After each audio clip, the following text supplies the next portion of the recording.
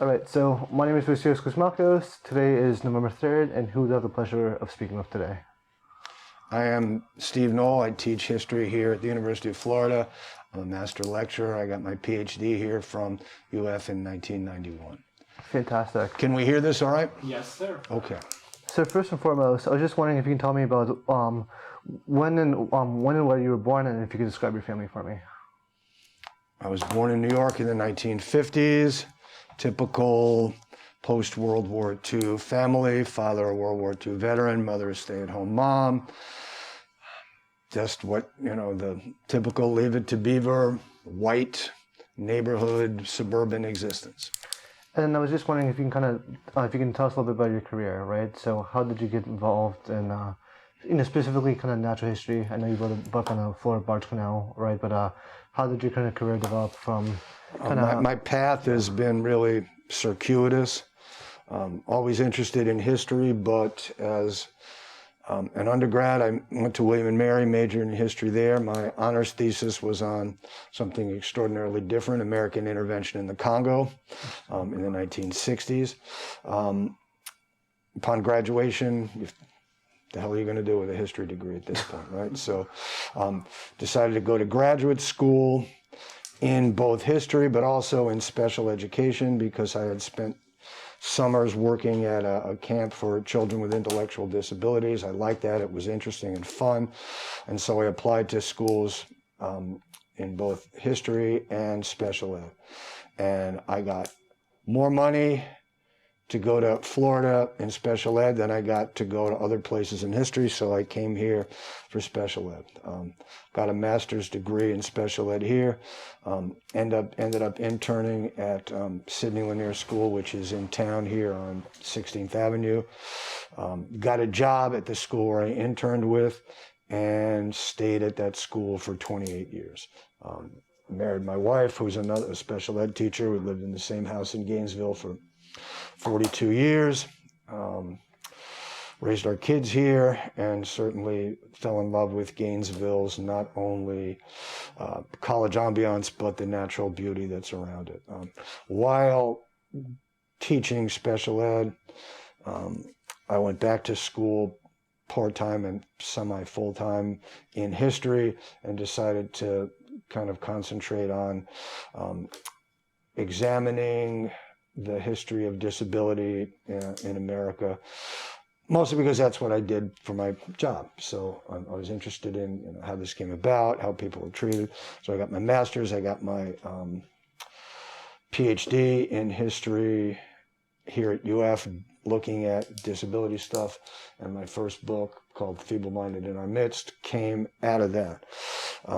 And in 1993, 2 years after I got my PhD, I came on here adjuncting at UF, teaching pretty much after school. So I'd work full-time, hop on my bike right here, then teach at UF, then go home. So in the process of doing that, I was doing that for 11 years, in addition to teaching full-time. In the process of doing that, myself and Dave Tegeter, who teaches at Santa Fe, came upon this possibility of working on a project concerning the Cross-Florida Barge Canal, which by that time had been stopped and was turned into the Cross-Florida Greenway, this linear space across the state of Florida, this linear park from the Gulf Coast to the Atlantic. And so UF had this big grant from DEP, Florida Department of Environmental Protection, to determine the best use of this greenway, how it could be utilized by the public in different and better ways. And people from multi-disciplines here at UF were involved. People in tourism and development, people in biology, people in archaeology to look at the Native American footprint on the land. And we were tasked with looking at the history of what this space was. And, the first question we asked is, Who owns this material? They didn't know. What can we do with the material? They didn't know. So we said, well, can we write a book? And they said, sure. So we ended up writing the book called Ditch of Dreams. And at some level, that shifted my intellectual interests towards Florida environmental history. I had already been teaching Florida history here, along with Jack Davis and Paul Ortiz. But now I was more interested in environmental history because of the book. And certainly my outside of UF life was significantly revolving around Florida environmental stuff.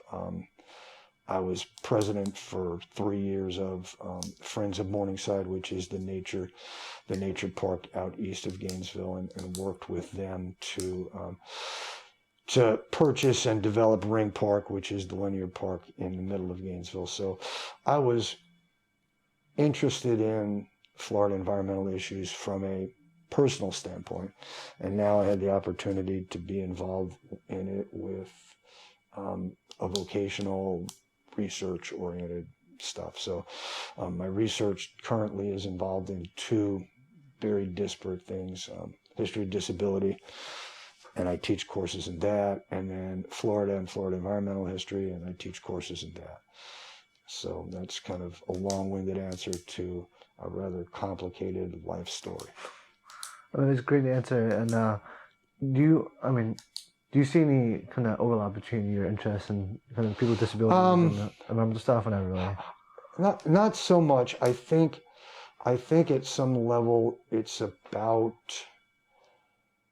looking at things that many people take for granted.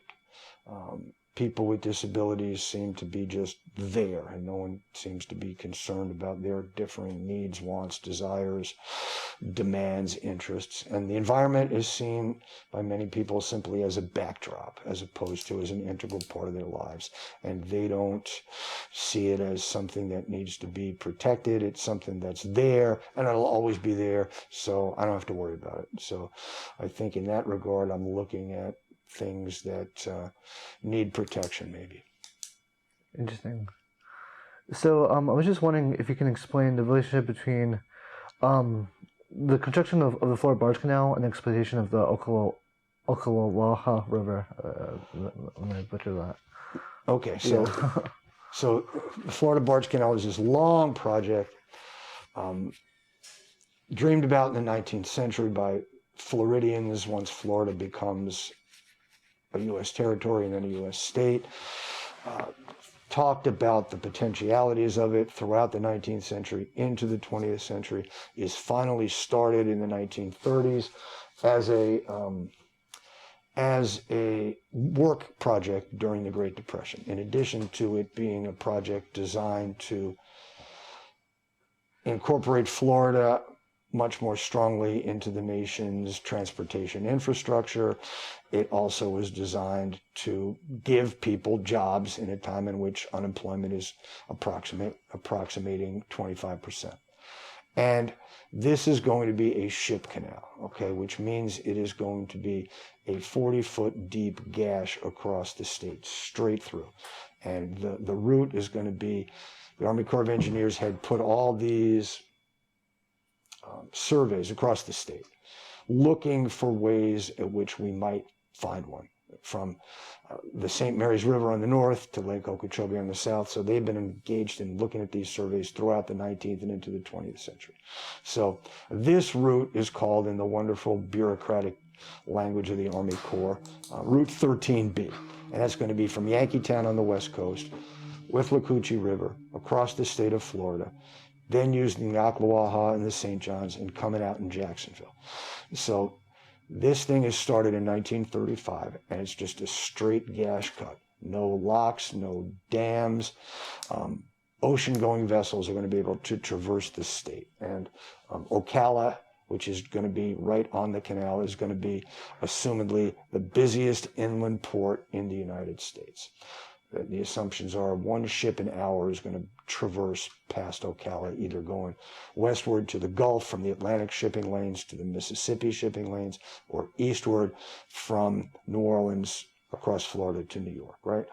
So everybody's really excited about this. We're going to do this, it's bringing jobs, until they figured out that this gash across the state is going to destroy the Floridan aquifer, and I think that's an interesting word. It's not the Floridian aquifer, because you ask someone, are you a Floridian? Yes. It's not the Florida aquifer, it's the Floridan aquifer, by the way. And it's only really discovered in the 1930s, and it's this gigantic pool of water underneath most of the state, under parts of Georgia, under parts of Alabama. It's the main water supply for Florida today, even today. It is also the main source of irrigation for agricultural products. And agriculture is the largest industry in Florida at this point. It's not tourism, right?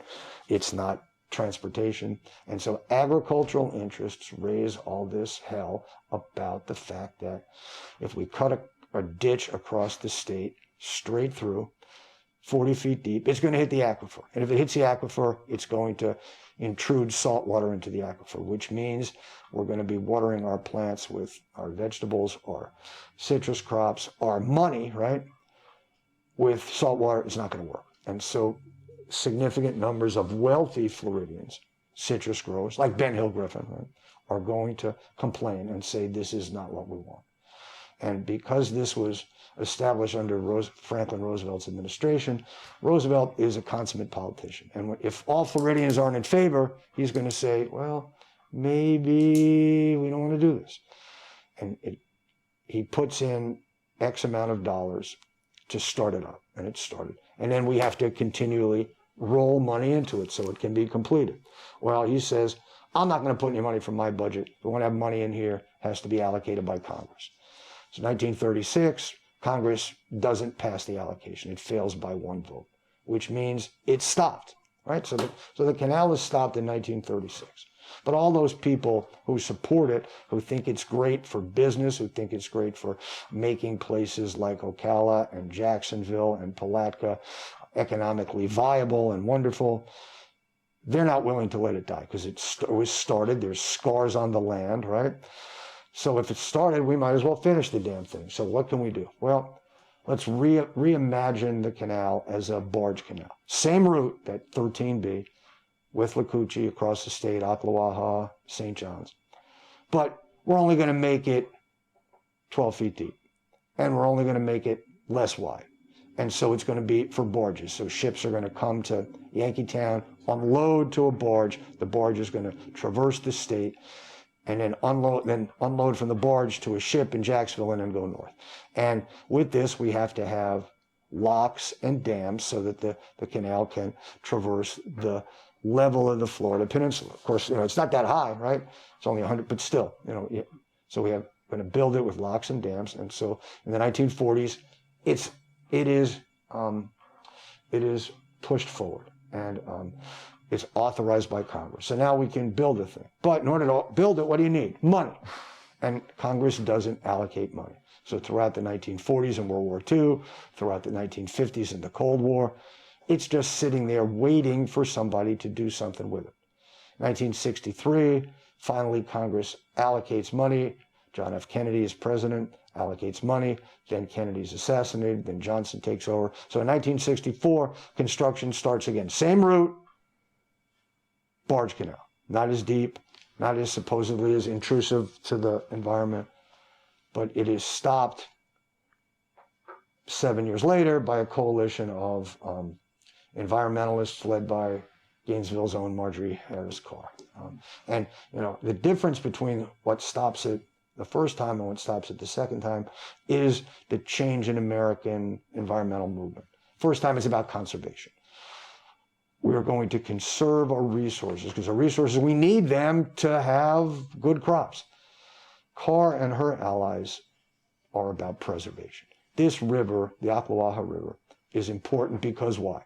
Because it's a beautiful river and we need to protect it just because it's a river. It can't be replicated. It can't be duplicated. We can't fix it anyway. If it's destroyed forever. And so that's what happened with the building of the canal. 1971, the canal is stopped by court order, but also by executive order of Richard Nixon, never to be started again. But it's about a third done.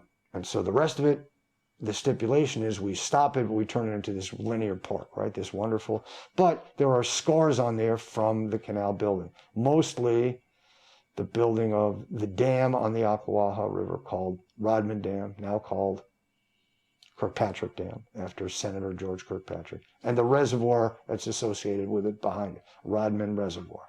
And my classes, the mantra is #words matter, so it matters what you call this thing. Do we call it Lake Ocklawaha? Do we call it Rodman Reservoir? Do we call it the impoundment? Do we call it Rodman Pool? And it depends on whether you want to keep it or not, what you want to call it. So the fight, the canal was stopped in 1971. That's 50 years ago. Yes, you guys are math majors, yeah. So yes, it was 50 years ago. The dam is still there. The reservoir is still there, and people are still fighting about it to this day. There was a big St. Johns River Water Management District had a big public survey that ended the last Friday in October to determine whether people wanted to keep the dam or take it down, and why. Right, and all sorts of other questions. Do you have a stake in this? 10,000 people answered this thing, which tells you how important this is to this region, to people in Putnam County, to environmentalists all over the state. So kind of given your knowledge of the historical context of everything, right? It's like, what are your opinions on the Rodman Dam project that's kind of going on? Is it something that needs to be stopped? Do the activists kind of right? I mean, what are your thoughts on it? Certainly the river is dramatically changed by having the dam and the reservoir on it. Certainly it prevents significant fish movement, manatee movement up the river, which is down the river because the river flows north, because it's a crazy situation, right? So you have to, it prevents animals, fish and manatees from going there, from going to Silver Springs. Of course, they can get through there. And there are manatees in Silver Springs in the river, and I have seen them go through the lock on the St. Johns, on the canal between the St. Johns and Rodman Dam. So they can get through there, but it certainly is preventing the river from flowing as it should. The longer the reservoir is there, the more the environmental ecosystem of the reservoir becomes normalized, naturalized, which means it has been an ecosystem, a functioning ecosystem, for 50 years. Now, the question is it a appropriate functional ecosystem? And that's the debate that people have, And I've taken students out there, and based upon class discussions and my biases or prejudices or inclinations, they assume that this is a dead place. It actually is at some level a rather vibrant ecosystem, particularly for raptors like bald eagles and osprey, which much prefer that open water than the flowing of the river. That said, the reservoir covers up significant numbers of springs which are under the reservoir and unable to be seen, but because the reservoir is a man-made, human-made ecosystem, artificial, it needs to be managed. And so once every 4 or 5 years, the DEP, Department of Environmental Protection, lowers the level of the reservoir, artificially lowering it from 22 feet above sea level, which it normally is, to about 11, which means, that the reservoir, the level of the water is reduced. And what do we see? We see all these springs, which are covered up 90% of the time, and which are incredible, which are amazing. And springs are, at some level, the lifeblood of north central Florida. And they're amazing to be seen, and it's an incredible sight. And certainly, when you see those springs, you understand why I think it is important to get the reservoir gone. get the dam removed, and have the river flow freely again. So, in your book, right, you kind of discuss this, the power of citizen environmentalism, right, and its role in helping stopping the Florida Barge Canal. Mm-hmm. Can you explain how the lessons learned here can be applied to other issues? And can you talk about the context? Well, I think they can and they can't. I think it's a propitious time for environmentalism, late 60s, early 70s. Environmentalism is, at that time, something it's not now. Bipartisan environmentalism, which today sounds like an oxymoron, because Republicans campaign on, we don't need to protect this. You're stifling business. You're preventing people from getting jobs. Late 60s, early 70s, people take a look at the world and say, we're destroying it. And I think maybe there might be that move now with the climate change initiative and the movement at Glasgow. But that hasn't happened yet. But late 60s, early 70s, there's the Santa Barbara oil spill, there's the Cuyahoga River catching on fire in Ohio, and people are just, cities like Pittsburgh or air is unbreathable, and people say, we got to fix this. We have to fix this. And that's the context in which Marjorie Carr and her allies are operating in. That context doesn't exist today. But Carr and her allies show that citizen activism can work. I mean, if you ask someone in 1964, kind of a ragtag, and I use that kind of colloquially, kind of ragtag group of people without any structure or organization, bring down this public works project that is going to be the largest public works project in North Florida, equivalent to the reshaping of South Florida through the Corps of Engineers so that people can live down there. Every U.S. senator in Florida, every member of the congressional delegation in Florida, the legislature, the governor, all the cabinet members, the federal government, the Department of the Interior, everybody's on board. And within 7 years, they end up stopping it. I mean, it's a remarkably positive story of citizen activism, and Carr is a genius at organizing stuff, and I think she takes like this three-pronged approach. And again, it's really hard. Number one, science. And she says, let me have the facts, and the facts will speak for themselves. Well, certainly we know now that people don't believe in science. Give me the facts. The facts are 600,000 people have died from COVID, and nobody gives a shit, right? That's the facts, right? So she says, give me the scientific facts. You can't argue with them. They are irrefutable. The facts are, this is going to cause irreparable damage to the ecosystem of the Ocklawaha River Valley. So that's number one. The second thing she does is she's incredible at using resources of the press. And she is a master at getting the newspapers to write and magazines to write about her story. She gets it in Reader's Digest, which I don't know if you guys know what that is, but at that point it was the magazine of middle-class America, right? And everybody gets it once a month. And in there's an article in 1970, there's an article called Rape on the Ocklawaha. And it's about the river being destroyed, right? And people who in Iowa who have no personal relationship to this see this and say, wow, this is crazy, right? And the third thing she does is she gets the legal system involved. And so, she sues the Army Corps of Engineers with her group called FDE, Florida Defenders of the Environment. And she sues it not for conservation of resources. She sues it because the river is a natural resource that needs to be saved. It needs to be saved not because we can use it, but because it is something positive in and of itself. And she wins. They win. Florida Defenders of the Environment win. And again, I don't want to overestimate Carr's participation because it's not just her. There's many other people, including significant members of the University of Florida's biology department, zoology department, biochemistry department, economics department, who act as expert witnesses. Of course, today that wouldn't be allowed, right? They wouldn't be allowed. They would be prevented from doing this because it is against it would be against the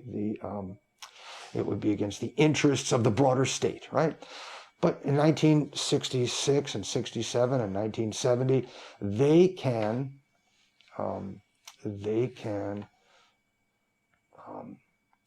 testify and offer expert witness testimony to the fact that this is going to be a destructive thing. You know? And certainly, that's not to say this is perfect. An untenured professor was fired. A man named George Cornwell was fired from the University of Florida because of his continued activism opposing the Barge Canal. So this stuff has some resonance for today, and I think it's important because the people who were mostly involved in opposing it from the UF faculty, they were tenured, right? So they had some protection, but Cornwell wasn't, and he was denied his tenure and had to end up leaving the university, which is a sad story. And still, I've tried to look at this, and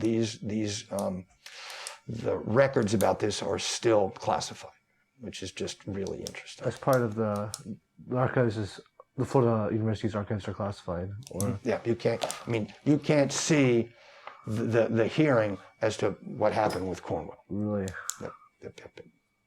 So, would you kind of mind elaborating a little more on the political situation? So, you kind of mentioned, so the governors at this time, right, in Florida, the political situation.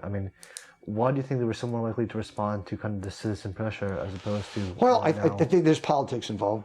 First Republican governor of Florida since Reconstruction is Claude Kirk, 1966. He sees public works projects as expensive, and who spends money but Democrats, right? He's a fiscal conservative, and he says, at some level this is a waste of money, and it's destroying the environment. And who's doing this? The Democratic Party. So he takes it at some level. It's about politics too. That he's he's the first governor to appoint an environmental person to his cabinet. A guy named losing it here. I'll think of his name. A guy named Nat Reed.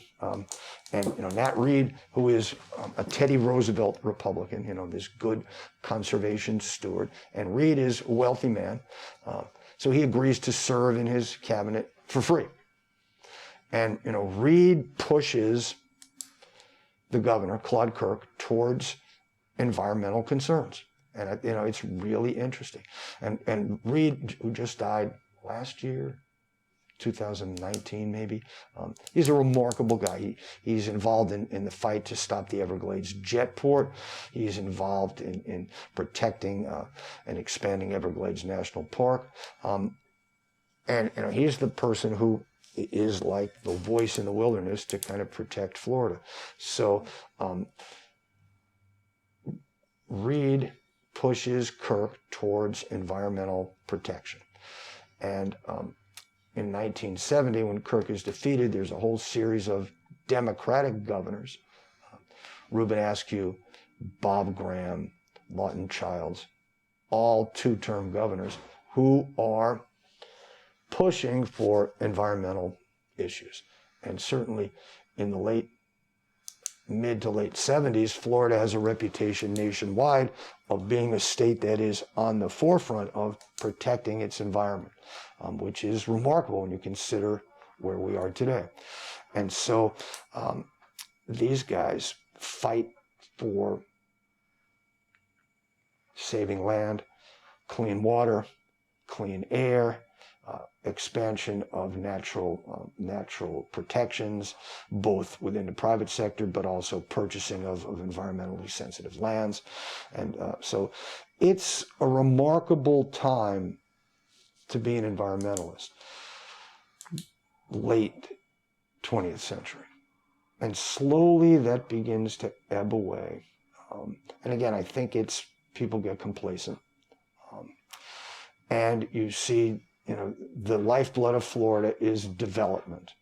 But the concomitant lifeblood of Florida is this beautiful natural place that we live in. So even though developers want to develop, certainly they have to, the brake on that development is the fact that you can't bulldoze everything and expect people to love Florida when it's just New Jersey.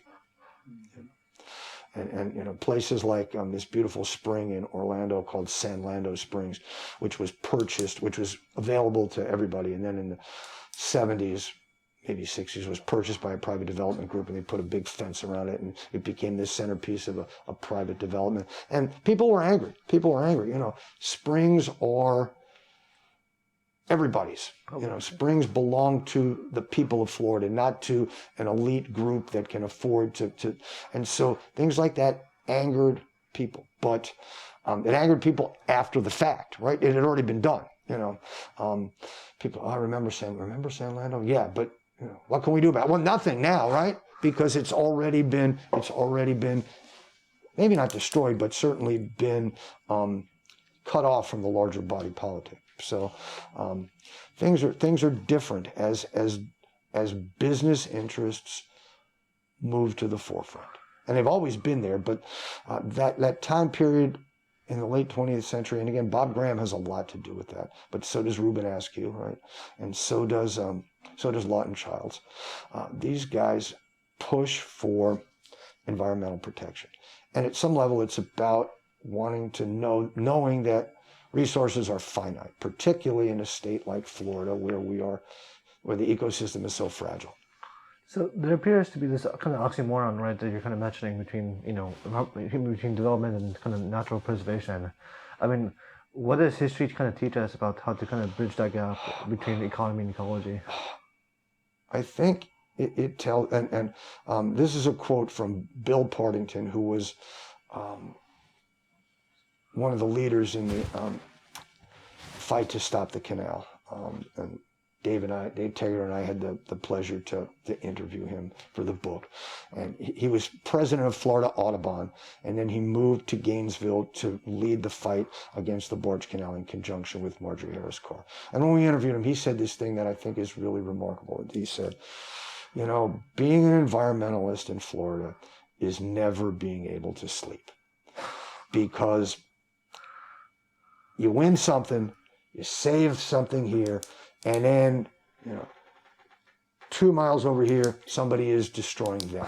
So it's about always being on your guard and never, and, you know, that tires people out. I mean, it is really hard work, especially in the face of government bureaucracy that appears to be opposed to what you're interested in, especially when, you know, state governments are fighting against federal government, and federal government had been pretty good with things like Clean Water Act, Clean Air Act, Environmental Endangered Species Act. But, you know, the fight over the manatee and the delisting of the manatee from the endangered species list is just, you know, and the argument about that is, you know, we've done such a good job with protecting the manatee that we don't need to consider them to be endangered anymore. Until 1,000 died this year. And you know, the interesting argument is, then people say, well, you know, this year we've seen the most number of manatees die.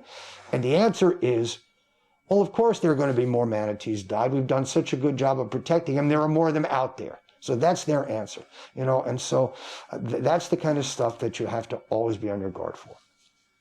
And then kind of circling back to kind of what you were saying earlier, right? It's like, you know, so we have stuff like the Glasgow conference kind of going on right now, and you're kind of mentioning how you have the shift of, you know, politics, right? I mean, it seems, it's really kind of weird kind of reversal, right? I mean, we're simultaneously more environmentally conscious, right? But we're not at the same time. I mean, why is that? Well, I think people recognize that there's some issues there, but I think they recognize, particularly in Florida, which is, you know, ground zero, the most vulnerable place in America, you know, not in the world, certainly, because, you know, there are places, island nations that are going to disappear, poor island nations that are going to disappear, right? But, you know, in the continental United States, there's no place more vulnerable to climate change, sea level rise than Florida, right? No place. And the answer seems to be, let's mitigate, not let's change our ways so that we can stop this. It's let's fix it. Let's build a tunnel. Let's build a wall. Let's put up giant sea weirs to protect ourselves, as opposed to maybe let's try to mitigate the fact that this is happening and slow the growth down. It's coming, so we're engineers, so we can do anything. And the process is, at some point, engineers couldn't build the cross Florida Barge Canal, and they're not going to be able to save Florida by simply putting up walls. Walls don't work on the southern border. Walls don't work in Miami. And then, so, I mean, and like I said, circling back, so I couldn't ask you about this balance between ecology and economy, right? But there's obviously a time where you have to put ecology first, right? And your kind of, knowledge, when is that time, and how do we kind of know about understanding that? Probably when it's too late. Yeah. Probably when it's too late. I think, and certainly I think the hurricane stuff, once again, no, we're just at the end of hurricane season. Hurricanes really didn't do much this year, right? To Florida, right? Everything. So you kind of lose, okay, everything is all right. All this nonsense that people say that hurricanes are going to be more intensive and there's going to be more of them. Well, do we have any this year? No. So, you guys are full of shit, right? It doesn't matter. So it's going to take the big one. And, when Andrew came in 92, if it had been 10 miles north, it would have been a direct hit on Miami. Instead, it's a direct hit on Homestead. Okay, homes are destroyed. People's lives are ruined. Takes a while, but it's not Miami, right? And certainly on the West Coast, no direct hits on Tampa, no direct hits on St. Pete. But you can see what with king tides and with just smaller hurricanes or even tropical storms off the coastline, the flooding that's taking place at places like St. Pete and St. Pete Beach. What would happen if there was a direct hit? It would be devastating. And by that time, then it's too late. I'm from St. Pete Beach, and I had to evacuate because there's a hurricane off the coast. Right. The place got flooded. I mean, it's ridiculous. I love places in Florida, but one of my favorite places is Paso Grill. Yeah. I love Paso Grill, and we were just down there this summer, and concerns about red tide and king tides are just crazy, And what are we going to do about it? Well, red tide went away. So guess what? We don't worry about it. And the thing is, red tide is a naturally occurring phenomenon. And so people say, well, if it's naturally occurring, there's nothing you can do about it. But red tide is exacerbated by human interaction. And red tide is getting both longer in duration and more toxic as we go along. And so more fish are dying and everything else. And those images of those tons, they had machines picking up tons of dead fish in St. Pete. That's crazy. And so what are we going to do about it? What did we do about it? Nothing. That's right. Yeah. So. And then I guess the last question I'll kind of ask you is,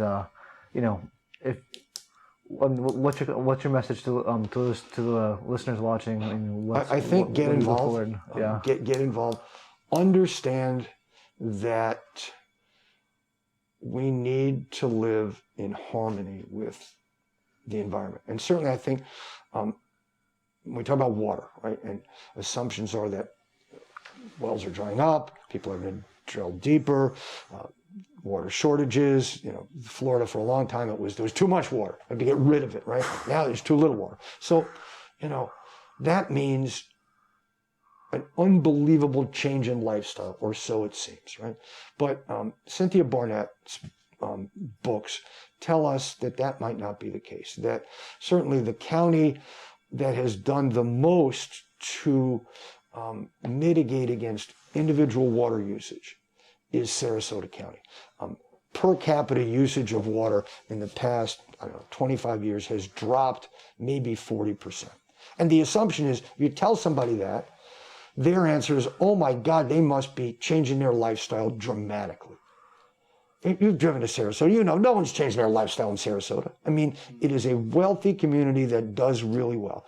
So how have they done this? Just with minor things like low flow toilets and working on convincing people to irrigate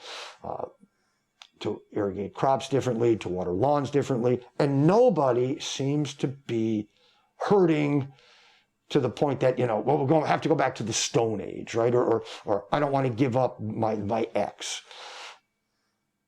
There are ways that you can do this without forcing people to live differently. Although I think people need to live differently, but there are plenty of people who tell us, I'm not going to live differently. But we can do things that change things without giving up everything. And certainly maybe electric cars. I mean, you know, oh my God, I have to give up my... Electric car is at some level the same damn thing as a gas car, right? Now, of course, I think electric cars have big problems too, and it's not a simple solution, but that's a whole nother argument. So I think people need to understand that we can and we must change some patterns that won't affect us completely, but will help to change what's going on. And that great Audubon thing, act locally, think globally, is really important. You know, we have to think about the world. And Marjorie Carr had a great, you know, she said, I can do nothing about the killing of the elephants in Africa. I can do nothing about the pollution of the Ganges. What I can do is save the Akawaha. I have a question. May I ask? Sure. Question. So maybe if you could give us a sum up of like the 3 to 5 main issues, maybe that we should prioritize at this moment in the state of Florida. Okay, all right. I think perfect. That's a great question. I think certainly the state of Florida is really two different places. So I'm going to talk about North Florida. You know. Number one is stop overpumping for water. The flow of the springs has been reduced dramatically. Silver Springs is down maybe 30 to 40% since the 1970s. And, you know, it's amazing. I take my students to springs and they are like, because most of them are from South Florida, right? They don't know what springs are. They go, it's unbelievable. Oh my God, it's so beautiful. Well, yes, but it's not near what it was, right? Even since I came here in 1974, right? Preventing the reduction of flow in springs and preventing the eutrophication of springs through nitrates, right? And nitrates from pesticides, nitrates from fertilizers mostly, right? Fertilizers for golf courses, fertilizers for lawns, right? So those are the two main things regarding the springs, because the springs to me are what the beaches are to South Florida. And I think the biggest thing we can do is stop development, you know, and which is really, really hard. You know, we talk about panthers, right? We've done a very nice job in protecting them, but every acre of land in Southwest Florida that we develop is an acre less of land that they have. And I think that trying to stop development, which is really hard because development is the lifeblood of Florida's economic stuff. We don't have heavy industry, right? You know, we've got tourism, but development is what pays the freight. So if we can slow that down at some level, I think we'll be better off. And you know, South Florida, it's all about development. You know, the Everglades are this huge natural sponge down there that are being starved to death and also being squeezed to death. So we need to kind of protect that. Yeah, I started thinking a lot about, like, when you're talking about pesticides, about Lake Apopka, at least in the 90s. Right. Right. Have we had any other types of events similar to that? Lake Apopka is an unmitigated disaster that we have actually worked significantly to help. I think the big lake right now is the big problem, Lake Okeechobee. Yeah. You know, and Lake Okeechobee is now an artificial ecosystem because we have built the dike around it. And that took from the 30s into the 70s to build, or into the 60s to build.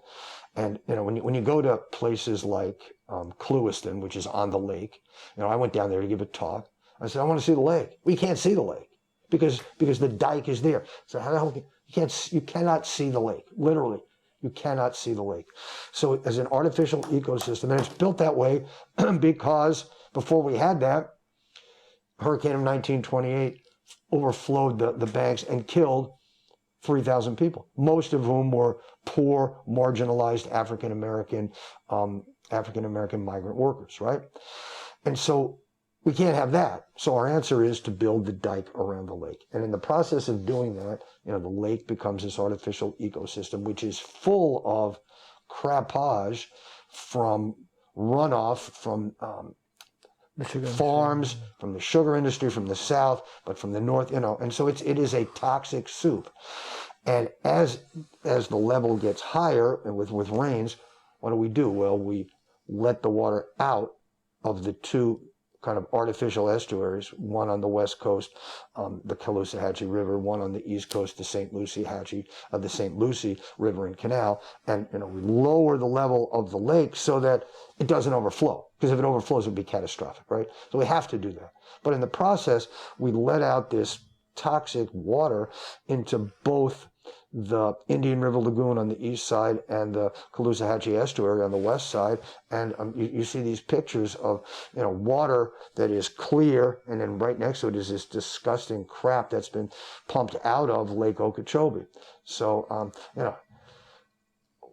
but certainly in a positive thing, Lake Okeechobee was fed by the Kissimmee River, which was this wonderful, winding, twisting river coming from about like where Disney World is. So when people say, where did the Everglades start? The Everglades started at Disney, right? Which is kind of crazy.